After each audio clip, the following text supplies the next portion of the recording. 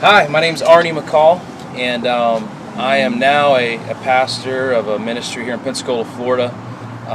Been working in the ministry now for a little bit over a decade, but that hasn't always been my story. My story goes back to a kid who grew up in a broken family. My mom and dad divorced whenever I was around 7 years old, and really during that whole period of time in my life as a kid, my father was struggled with alcohol abuse and drank a lot, and really my mom and dad weren't really together a whole lot. And so it was one of those times in my life as a child where you don't realize just how insecure you are and how much insecurity is really being put into your life. And so my mom and dad divorced whenever I was 7, and I grew up the next several years of my life really having no idea who I was. But later on down the road, my mother remarried, and my stepdad came into my life, and he really took me under his wing and didn't treat me like a stepchild in any kind of way. He just loved me like his own son. And today we don't have a relationship that's weird or awkward. It's like he's my dad.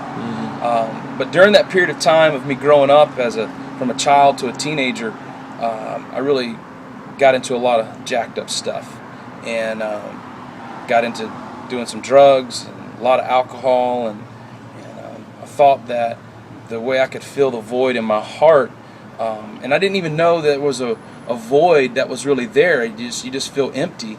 But I kept trying to just put stuff in there to make me feel happy at the moment, or feel cool or popular, or like you have friends. And so I partied a lot and played sports and kept thinking that I was going to fill that void of insecurity and fear and rejection with other stuff, and it just never happened.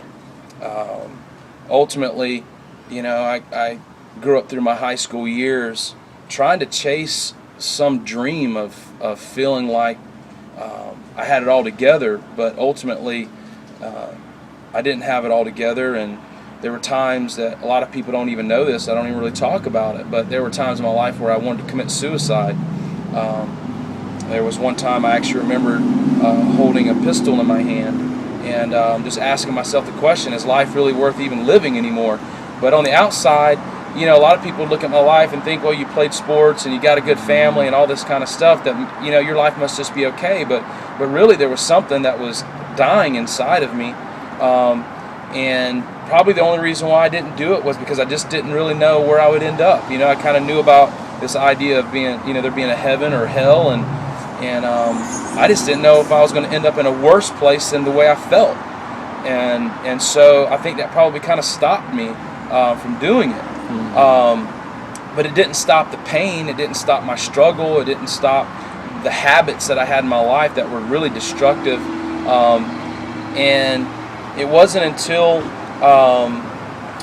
in 1995, when I graduated from high school, that I went to Europe to tour singing with this choir, that I've met God really for the first time. He spoke to me in a very real audible way. But let me back up for a second, because before that happened, actually I was 15 years old and I went to a church camp, and this is how messed up I was. I actually took alcohol to this church camp because I was like, you know what, it's probably going to be boring, so I'm going to make sure I have a party and have a good time with myself. And I don't even know if my parents even know that I did that. They probably didn't. They probably killed me over it. But I got there, and I remember this one particular night, man, they brought this cross up to the stage, and God just started moving in this auditorium in such a powerful way. This man stands up and he says, if you have any sin in your life, I want you to walk up here to this cross and take one of these nails and this hammer and nail it to this cross. And dude, out of nowhere, I had never felt conviction before. I never felt God's presence like this before, but I just knew that I brought all this alcohol to this church camp and I was totally messed up. And I walked up there and I remember nailing it to that cross. And I went back to my dorm that night, and I dumped out and poured out all my alcohol, and I was totally wrecked. And it was like Jesus Christ really met me as a 15-year-old and touched my heart and my life. And I went and met with a counselor afterwards and told him what I did, and he prayed for me. And so that was around when I was around 15. But from the time I was 15 till I graduated from high school, I kind of hit this roller coaster where I just started kind of going up and down with a lot of struggles again and trying to really wrestle with my identity. And so then it wasn't until I went to Europe in 1995 after I graduated from high school that God took me the next step forward. You know, He took me from just having an experience at a church camp to actually speaking to me pretty audibly when I was in Europe with this choir.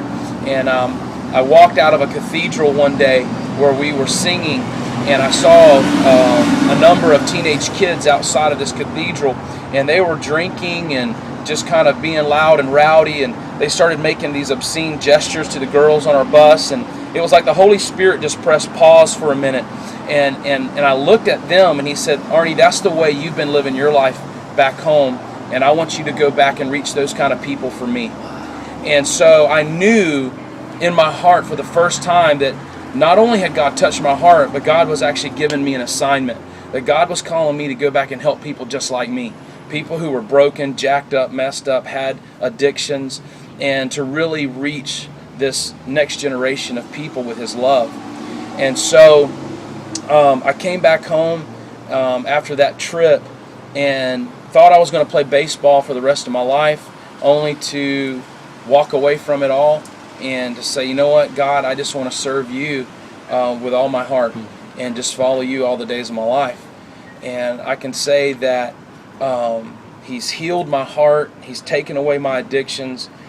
He's given me a beautiful wife. He's given me beautiful children.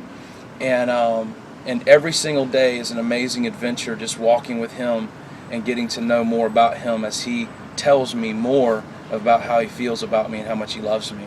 So this is my story. This is my testimony, and I'm sticking to it.